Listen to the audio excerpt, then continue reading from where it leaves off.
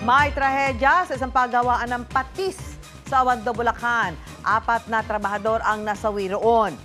Nalagutan umano ng kanilang hininga ang mga biktima matapos makalanghap ng kemikal. Yan ang ating dambuhalang balita ngayong hapon. Magkakatabi at wala ng buhay nang matagpuan ang 4 na trabahador sa paggawaan ng patis sa Barangay Panghulo, Obando, Bulacan. Ayon sa pulisya, pinaglinis ng may-ari ng paggawaan ang isa sa mga tauhan. Pero laking gulat niya nang makita ang isang katrabahong nasa fermentation pool. Humingi siya ng tulong, sir, sa mga kasama niya doon na nagtatrabaho. Pagkatapos, 3 kagad yung tumulong na iahon yung doon. Hanggang sa hindi na rin sila nakaahon, sir. Posibleng suffocation o nawala ng hininga ay ikinamatay ng 4 na biktima matapos makalanghap ng kemikal. Nung tinatry na i-retrieve ng BFP, pati rin sila, hindi sila makatagal din dun sa loob.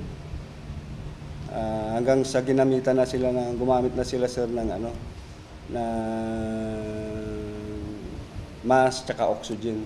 Gumamit sila ng breathing aparato para makababa doon sa ilalim.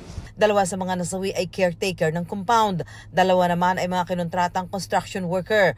Lumabas sa investigasyon na nasa 4 na taon nang hindi nag-ooperate ang paggawaan. Kaya pala isipan sa pamilya ng mga biktima kung bakit pinalilinis ang fermentation pool. Patuloy ang investigasyon ng pulisya. Inaalam din kung may posibleng pananagutan ng may-ari, lalo't wala raw safety gear na suot ang mga biktima at tanging lubid lamang ang gamit ng 3 sa kanila. Kwento naman ng anak ng isa sa mga nasawing trabahador. Pumirma sila sa isang waiver kung saan nakasaad na sasagutin ng may-ari ang gasto sa burol at libing ng kanilang kamag-anak. Pinag-aaralan din daw nila kung magsasampa sila ng reklamo. Sinusubukan pa naming hinga ng pahayag ang may-ari ng pabrika. May kahalintulad ding insidente sa Bacnotan, La Union kung saan 2 magkapatid naman ang nalagutan ng hininga habang naglilinis ng isang balon. Pahirapan ang pag-rescue sa kanila dahil nasa 70 talampakan ang lalim ng balon.